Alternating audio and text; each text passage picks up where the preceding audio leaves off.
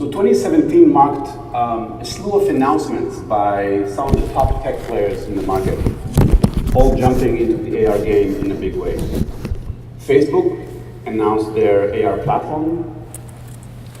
Google made a big splash at their I/O event with WorldSense, an AR and VR tracking system. And Apple just recently at WWDC launched the AR Kit, a first step towards a major play in augmented reality. There are plenty of rumors also about the fact that the iPhone 8, the next iPhone, will introduce even more augmented reality capabilities. And DigiCapital predicts that mobile AR will top 1 billion users by 2021, not so far from our goal. So the big players are all vying in for dominance. You could say that the war on AR is on. For me, it all started a while back. I went on a stage in a small town in Austria and made this insane prediction. It was my first presentation about AR, but I had this bold vision. I said, in 10 years, everyone will use AR to experience reality in a more meaningful way. In 10 years, that would be 2019, a year depicted in science fiction movies such as Blade Runner, Akira, Heatseeker, The Road, and of course, Dopo la caduta di New York. All dystopia galore, which can only be avoided if we all use AR to experience reality in a more meaningful way. So that was the vision back then. And the mission became to join forces with other players in the industry, which were very few at the time, and nurture a healthy industry by connecting, educating, and accelerating. Hence, augmentedreality.org was born. And I think the mission is well on its way. If you look at this chart, you see hundreds of companies innovating on every layer of the ecosystem. This is an AR landscape that we published with 350 AR companies currently playing in the market. And there's tremendous opportunity on the input and output layer in the bottom of this chart, sensing the world so that humans can actually act on it. Sensors that can tell you not just where you are and what's in front of you, but can empower you to see through walls, to see temperature, maybe see electricity, sense subtle movements and gestures, haptics, even see veins through your skin. Sensors plus AR can really give superpowers to the people. But how soon will this actually happen and come to market? When will everyone use augmented reality to experience reality in a more meaningful way? So let's start with the end game. At some point in the future, there will be an inflection point where more smart glasses are sold than smartphones. That's a pretty tall order given the fact that smartphones are selling billions right now. But if you think about it, it took smartphones 10 years to get from 0 to 1 billion shipments. And if history teaches us anything, is that these adoption cycles only accelerate over time. It will be faster for smart glasses. And we estimate that the inflection point will happen probably within the next 7 years, so before the mid-2020s. Where do I get that conviction? Well, it's because it's in our bones. The need to interact with the real world. Hunching over a smartphone and bumping into things is not natural. I think we'll look back at this in a few years and it will look really awkward. And it makes us humans better at anything we do. It really gives superpowers to the people. But I think what will drive the adoption more than anything else is the following. When your glass-wearing workmates, playmates, or classmates perform better than you, can you afford not to wear? I think this is happening much quicker than we thought. It's happening as we speak. But what is AR, really? It's obviously about overlaying information on the real world. It could be done on a smartphone, it could be using projection, and 3D mapping, or you could use smart glasses. But we like to think about it in a broader sense, that even augmented sound and other senses could be part of this augmented reality experience. We tend to talk about AR and VR in the same breath, but they're really used very differently, at least at this point. VR blocks your reality and transports you into a different world, whereas AR keeps you in reality and only augments it with additional information. So you still have situational awareness, you see people around you, the things that are in front of you. And we believe that's the reason that smart glasses and AR will take a much bigger part of this circle, because it's more natural, and because I think people prefer to be in reality, at least most of the time. So here's a selection of some of the smart glasses currently in the market. I'm sure all of you have heard about Google Glass and HoloLens, and maybe a couple of others. But the amazing fact is that for the first time, there are over 40 smart glasses currently in the market. And this year, more and more people are starting to get a taste of these superpowers, and they want more. But some are raising concerns about the implications of these technologies. Are people going to use it for the wrong reasons? Ray Kurzweil has an iconic quote about this. By the way, whatever he's doing to extend his life is definitely working. This is a photo taken 2 years ago, and this is a photo took just recently. I don't know, it might be the hair. But anyway, the people concerned with the use of those superpowers, he says, every technology since fire has intertwined promise and peril, right? Makes sense. So I ask you in this room, let's call you the super sensors. What do you choose, promise or peril? Seriously, I'm asking you. Promise. Promise, of course, promise. We choose promise, and we want to use these superpowers to change the world. Seriously, I think humanity is facing some big growing pains. Overpopulation, globalization challenges, inequality, lack of empathy, and of course, dopo la caduta di New York.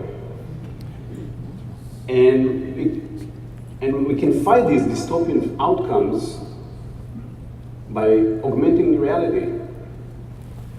We can drive economic growth by improving human productivity and efficiency, and helping upskill workers whose jobs have been commoditized by automation. I want to start the examples with a really old demo, still one of my favorites. It's called Augmented Pool. There's a projector and camera, a Kinect camera on top, that detects the position of the balls and the angle of the cue, and shows you the ideal angle to hit the ball into the hole every single time. It's amazing. Every novice player can come in and immediately master the game. And when you think how you can apply this to anything we do in life, work or games or studying, it gives you a sense of how it can really revolutionize everything that we do. So imagine what this could do to help you learn a job. And actually, you don't have to imagine. Our full-size visual guidance system does that today. Tasks while collecting real-time data. It actually detects the information, the things on the table, and helps you assemble electronic boards or other things in a step-by-step approach. Flexible and portable, all-in-one solution on the market, making it the best tool to improve quality, It gives you step-by-step instructions, understands what you're doing. It also collects data so that the supervisor can see information across the board. And you can think about what it does to a new worker that comes in first few days. You don't have to go through long periods of training. You can almost do just-in-time training on the job itself. Here's another example in logistics by DHL, created by UBMax. It's warehouse order picking, which is a very common use case for augmented reality and for smart glasses. First of all, your hands are free, so you can take boxes and the camera will detect information on the box and immediately reflect that in the instructions and update the backend systems. It will tell you, in this case, in which tray you have to put it so that you make less mistakes, and the whole process is much faster. In this study, they demonstrated that about 10 or 15 workers that use this system were 20 to 25% faster and more productive, which means saving a lot of money, also means less errors, and overall, the whole process is much more productive. And now we're starting to move to larger deployments since the pilots were so successful. Here's another example from Boeing. It's software built by Upskill, and it's manufacturing, one of the most common use cases in manufacturing. It's about assembly of wiring for the Boeing airplanes. By the way, Boeing is where the term augmented reality was coined in the 1990s. But again, you see in the corner of your eye a step-by-step approach of how to put this really complex wiring, and it's saving a lot of time and reducing errors. And here, just to compare side by side, Upskill did this comparison between a user doing some wiring job in the traditional way with manuals, what you can see on the left, and on the right, it's the same guy with smart glasses. You can see that initially there isn't a big difference, but then gradually when it gets gets into the groove, it becomes much faster and faster. The guy still keeps looking at the manual to understand what to do. The guy with the smart glasses keeps going and finishes it, in this case, 34% faster with the smart glasses. So think about what this could do to help upskill new workers in the age of automation, where many workers may find themselves out of a job. This can actually help them get into new jobs very, very quickly. AR can also help democratize access to knowledge. Think about it, anyone, anywhere, with just smart glasses and internet connection could get access to the world's best information resources and experts right there in their field of view. So I want to start with a really simple example here. It's created by UC Davis University. It's literally a sandbox with, again, a projector and a Kinect camera on top that detects the height of the sand that you create with your hands and projects on top of it different colors depending on the topography. Any kid, I've seen kids, 3, 4 years old, come to it and immediately understand what to do. It's super intuitive. It's very interactive. And you can also learn about many things, in this case about topography. And one of the coolest things is you can actually drop virtual water in your creation and see how it flows in the creek that you just created. Now, what if I'm traveling in a foreign country and I can't understand anything, the signs, the menus? There are some cool applications like this Weigo application that allows you to point to a menu in Chinese and it immediately translates that into English. So all of a sudden, if in the past I used to be lost in such an area, I would have to have a translator, because I can't even type on my mobile phone anything that I see around, right? Here I just point to signs, to menus, and I immediately understand what's going on. When I travel, I use it over 100 to 150 times per day, and that makes me really happy and feel like I'm more connected. And here's a maintenance use case. It's a WorkLink by Scope AR. and it enables anyone to learn how to maintain this specific pump. You can see that there's no barrier language, there's no skills, almost no skills required. All the information is right there, guiding you step by step on how to hold it, how to use different tools. And it's a perfect way to allow people, whether you're at work or maybe at home trying to fix a machine, to be able to achieve that without needing to go through manuals or learning. And it's obviously much better than just watching YouTube videos, which I think a lot of us are doing these days. Next example is by SAP and Vuzix. It's also one of the most common use cases with smart glasses. It's called a field service technician. So you're out there in an unknown environment. The AR system first helps you find where the problem is, then detects what's going on, and pulls information from thousands of manuals that is relevant for the problem at hand. Again, your hands are free, so you can perform the task, fix the problem based on the instructions, and in no time, you can get the system back up, and the light for the stadium in this scenario is back up much faster than normal. And then if you have some additional challenges, you could have an expert in the back office see whatever you're seeing through the camera and help you resolve additional problems that maybe the manuals can't.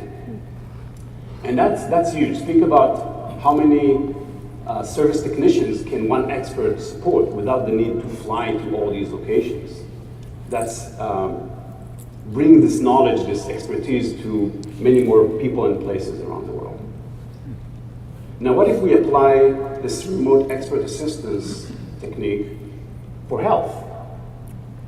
With AR healthcare, experts can use computer vision and smart glasses to treat patients in remote areas and lift health levels across the world. Here's a great example, a real example from a team that is trying to achieve that. In global health, mobile technologies are revolutionizing how we diagnose and treat children and adults. And in surgery, it has incredible potential for training purposes, for mentoring surgeons in low resource areas, and for improving communication. I can think of at least 3 potential applications for Google Glasses in a mission type of experience. The first is to link surgeons in low resource settings with mentors in other settings to help them through diagnosis, referral, surgical planning, and all of those needs. That it's very helpful to be able to see a patient. In the operating room is a wonderful application to be able to link a trainee to a mentor, so that if there are questions during an operation, one can figure out about incisions or alternative surgical approaches. And in a training environment, being able to have a mentor teach a procedure to one or many surgeons in remote settings is a great way to transfer knowledge when direct communication is impossible. My goal in working with MKI in Guatemala is to make my presence here obsolete. And that's really the key. Once we have this capability, this doctor and many others can stay in one position and serve many countries, many people by teleporting basically their expertise on locations. You could have a nurse or maybe even just a guy with smart glasses helping to treat a person where typically you can get this kind of expertise. Here's another great example anywhere at the point of care. that gives a true superpower to nurses. Fast, accurate, and precise. No more guessing which vein is fast. This is viewed through the glasses. You can actually see the veins under the skin. No more help required from multiple members of the medical team. You never miss and an no more IV. wondering if the vein has been appropriately accessed without extravasation or infiltration. With eyes on glass. That's in health. Now let's go into another big area, collaboration and empathy.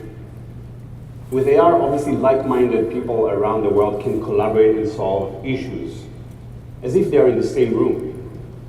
Using sensors, it allows to communicate also emotions in that process, something that we didn't really have before. And once you start communicating emotions between team members in a collaboration, it can increase empathy. So here's first an example by Microsoft a similar Research capture rig somewhere else in our lab. using HoloLens. She's going to holoport into my space, and I'm going to interact with her wearing my HoloLens.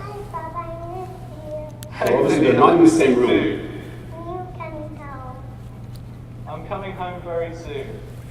You can see on the bottom left, it's the actual view in HoloLens, how the parent would see the kid in this case. Of course, this is still in research and it's kind of a special setup, but we can see how this can become reality very soon. The next example shows how AR in combination with sensors can improve empathy. Think about it, when people collaborate over the phone or Skype or FaceTime, many social cues are still lost, so you don't exactly know what's happening on the other side. So here's an experiment that shows how collaboration can improve in achieving goals when you have additional sensors like tracking your gaze or your face expression or even your heart rate. Right, and they're trying to collaborate together on putting together a picture made out of blocks. So they're trying to work together about how they're going to put the blocks together. The remote person can talk to him and move this green dot pointer, saying move this block here. The red dot is his eye gaze. So this is really important because the remote person can say move the block over here, and if the person's eye gaze isn't following where he's pointing, he knows the person isn't paying attention. And also at the bottom here we have a heart rate sensor and a face expression sensor as well. So as he starts changing face expressions, we can know what expression he's performing. So the overall message from this is that we can use the technology to provide implicit cues.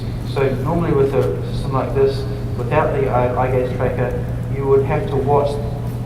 So that's Mark Billinghurst, professor from University of South Australia, has been doing augmented reality for over 25 years. And again, the bottom line is that by using a bunch of sensors in this case, you're able to communicate much more information and achieve better collaboration in this simple task. Finally, sustainability. First, with all the teleportation and remote assistance that we talked about, you don't have to fly so many people around the world anymore. That saves a lot of energy. But more importantly, thanks to AR's ability to simulate things, we don't have to build so much stuff anymore. We can reduce energy consumption as a result and promote sustainability. So here are some examples. So this is a company called Seaberry, and they created a welding training system. So this guy has a VR or AR system on his face and a fake torch or arc.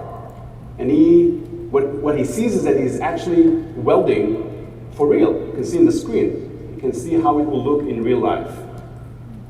So it can guide him on how to do the welding step by step. And of course, you see it actually looks real, like it's getting cold as if a regular metal would do. And then of course it can track this data, replay it, and the instructor can see the improvement over time and basically improve the training process significantly. So it shows you don't always need to build all this stuff. You don't need so much hardware.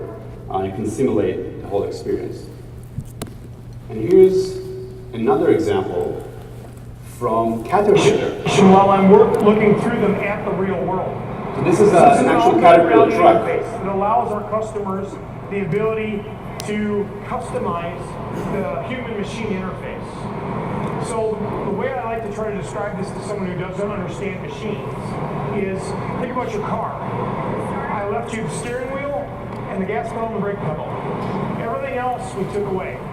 We got rid of the dashboard, we got rid of the radio, we got rid of the HVAC controls, we get rid of the windshield wiper controls. All the electronics disappear.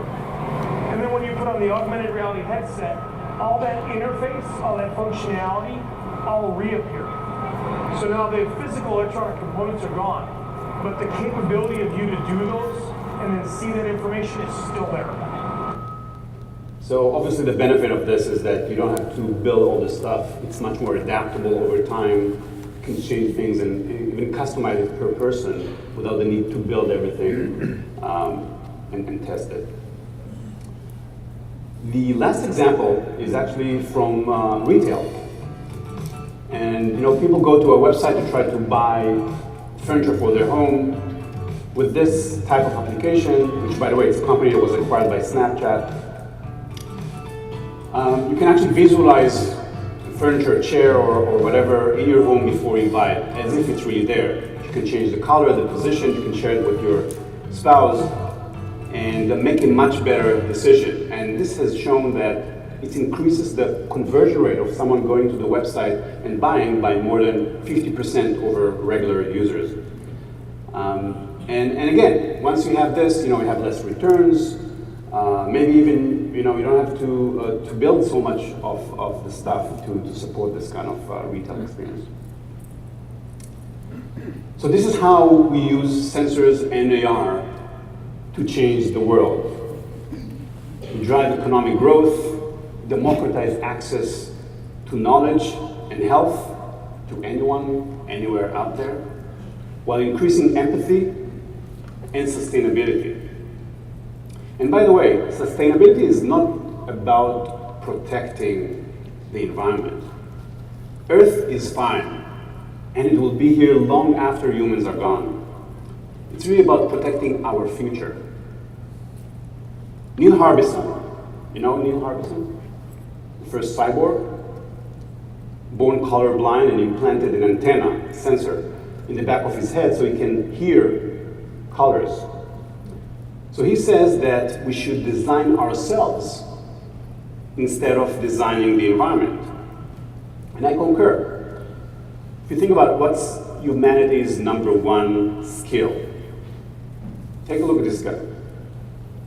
What sets him apart from all living things? I think it's our incredible ability to adapt.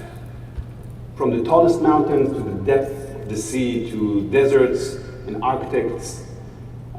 Arctics, humans were amazing at adapting. And now, we are about to take matters into our own hands. Harari pontificates in his book, Homo Deus, that we'll have to use bioengineering to transform into the next species. And it's probably inevitable. Kusiolek predicts, wait, what? He looks even younger than 2 minutes ago. He predicts that by the 2030s, we'll connect our neocortex to the cloud. And also means that we will start integrating sensors into our bodies. I guess that has already started. And Elon Musk says that we have to bioengineer ourselves or machines will make us obsolete by the time we're hit by this singularity. So in the meantime, before we become cyborgs, we need augmented reality. So I'm asking the tech gods of tech. I stand here before some of the best crowd in the tech kingdom, and I ask you, give us a couple of decades with wearables and AR. Allow us to gradually evolve through our natural senses by using external sensors and augmenting our experience. Let us enjoy AR, say, until 2030. Is it too far? How about 2029? 2029 it is. Deal. And until then, everyone will be able to use augmented reality to experience reality in a more meaningful way. And with you, the super sensors and the AR community, nothing can stop us. We can change the world. So remember, it's about driving economic growth, bringing knowledge and health to anyone, anywhere, empathy and sustainability to the people. Now, let's go and change the world. Thank you. Have a great show.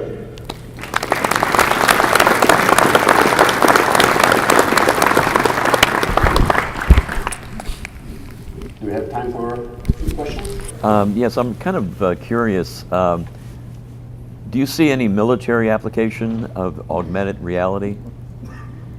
Absolutely. In fact, I haven't mentioned that, but AR was invented in 1968. But most of us haven't heard about it until just recently. And in fact, it was hidden in labs and the military for many years. It's been used in defense. You know, pilots have been using it. Other systems. So I think they're definitely ahead of the curve.